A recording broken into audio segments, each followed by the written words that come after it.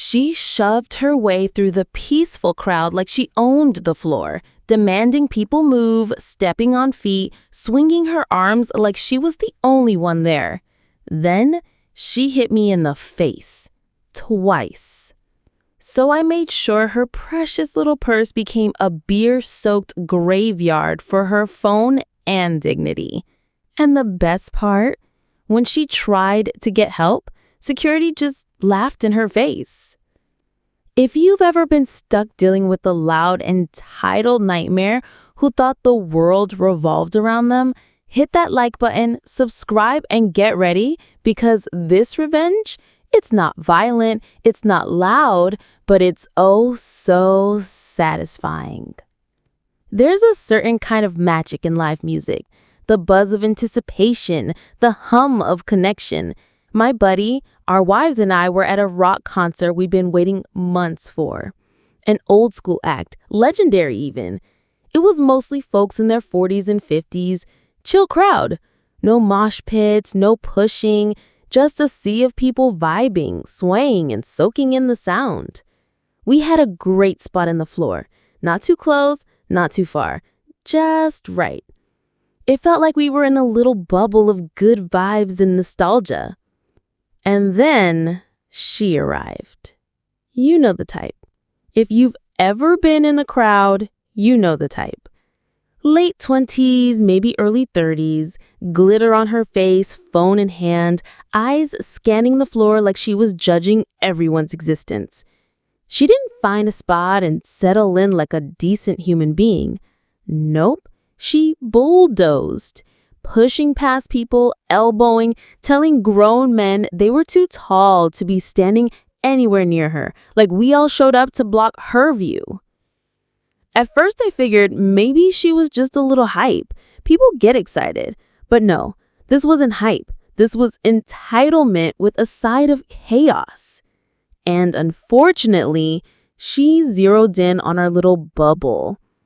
She tried to squeeze between me and my wife, literally shoved my shoulder aside, like I was some obstacle in her path.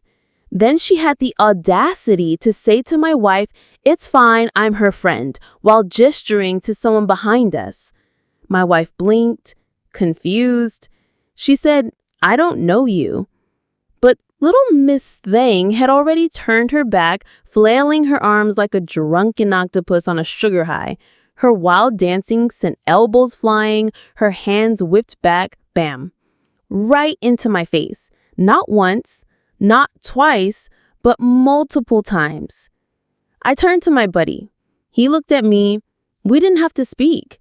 We moved, subtly at first, then with more purpose, forming a wall. Shoulder to shoulder, we boxed her out, creating a little barrier between her and our wives. And that's when the real show started.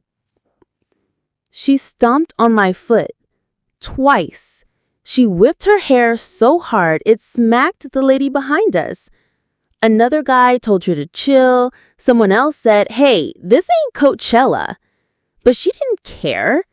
She was the main character in her mind, and we were just background noise. The final straw?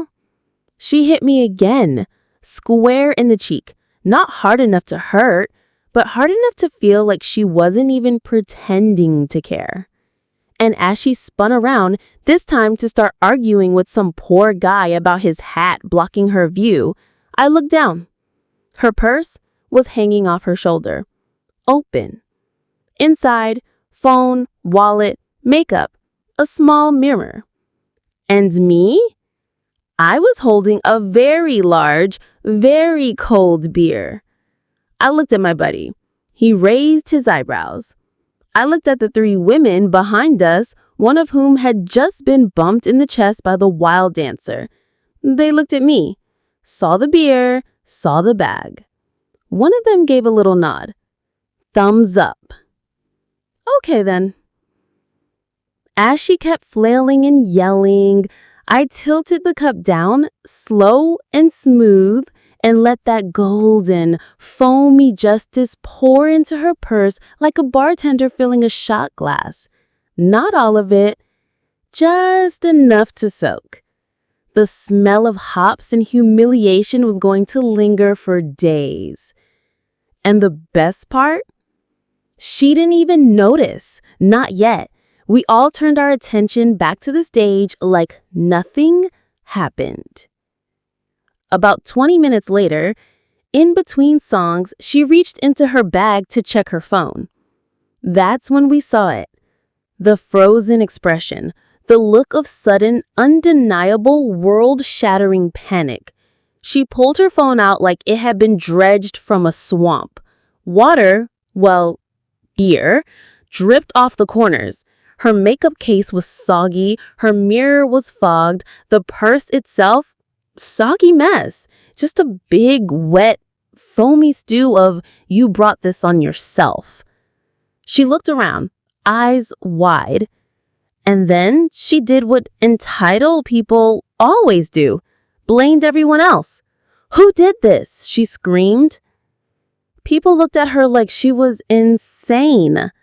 She turned to me, maybe remembering that I had a drink earlier. Did you do this? I held up my beer can, still full, and just turned my back. She lost it, ran to security, told them someone poured beer in her bag, that her phone was ruined, that her night was ruined, that she was harassed. Security looked at her, then looked at the crowd. Then one of them laughed. I mean, come on. This was a grown woman who had been literally spinning like a helicopter in a calm crowd. Security didn't lift a finger. One of them even said, "Ma'am, if you want to dance like that, you might want to zip your bag next time." Revenge doesn't always need to be loud.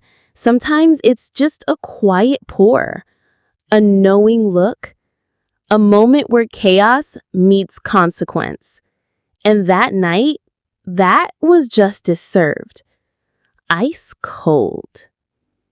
If this story made you smile, hit that like button and tell us in the comments what's the most satisfying revenge you've ever seen in real life.